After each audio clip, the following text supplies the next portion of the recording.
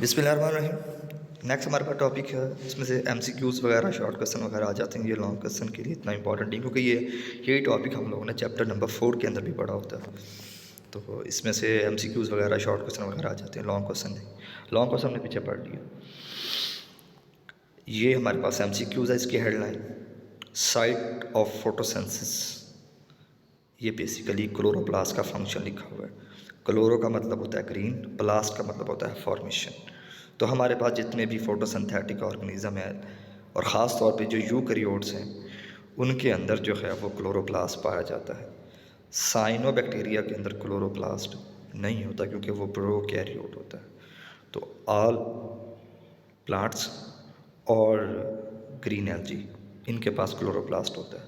तो तकरीबन अब क्योंकि हम पौधे के लिहाज से पढ़ रहे हैं, तो all green parts of plant have chloroplast, but leaves are the major site of photosynthesis in most plant.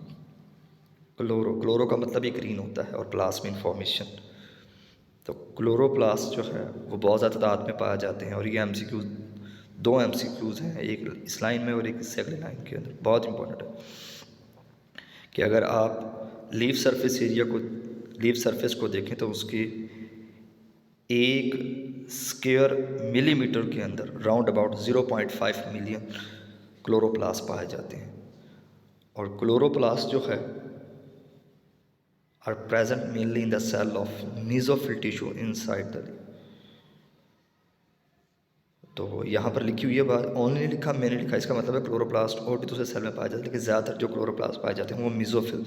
Meso का मतलब ही इन बिटवीन होता है, और फिल यानी कि लीव।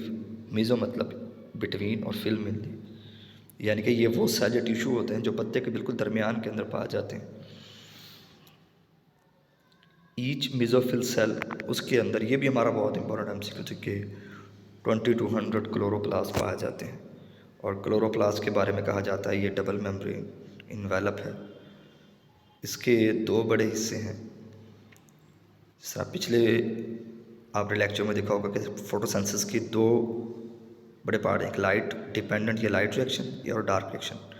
तो इसके जो दो रीजन हैं, उनमें ये रिएक्शन जो है वो होते हैं। जिस तरह स्ट्रोमा जो है, ये इसके अंदर बहुत सारे एंजाइम पाए जाते हैं required to produce carbohydrate molecule.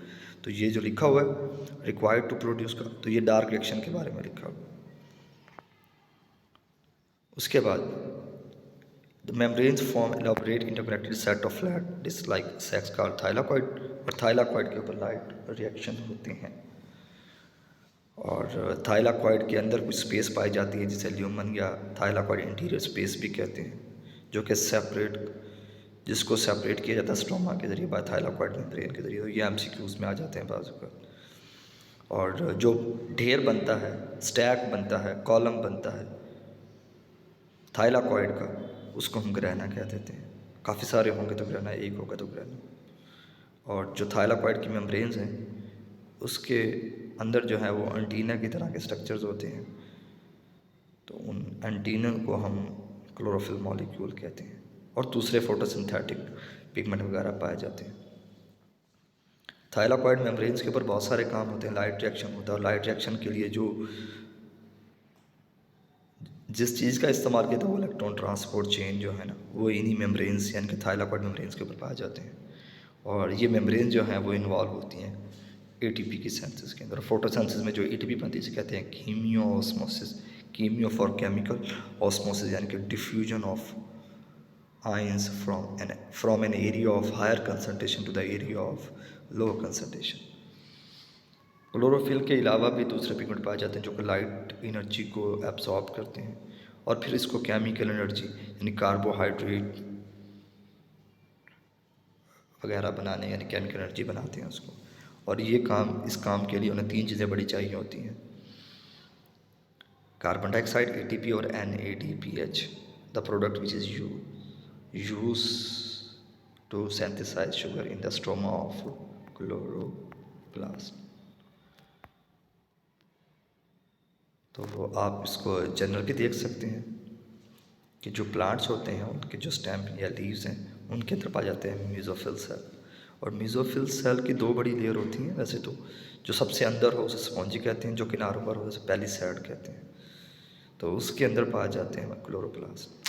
और क्लोरोप्लास्ट के अब दो बड़े पार्ट्स हैं, एक उसमें जो है वो ग्रेना है, और एक ग्रेना जो है वो किससे मिलकर बना, थाइलाकॉइड है, थाइलाकॉइड की मेम्ब्रेन्स होती हैं। या फिर क्लोरोप्लास्ट का दूसरा पार्ट है स्ट्रोमा। तो थाइलाकॉइड की मेम्ब्रेन्स पे लगे होते हैं फोटोसिस्टम, और फोटोसिस्टम उसके दो बड़े पार्ट्स हैं, एक एंटीना कॉम्प्लेक्स और दूसरा जो है वो रिएक्शन सेंटर। जो एंटीना कॉम्प्लेक्स है उसके अंदर काफ़ी सारे मॉलिक्यूल होते हैं, कैरोटीनॉइड वगैरह, क्लोरोफिल बी, क्लोरोफिल ए, इनके अंदर मैग्नीशियम होता है।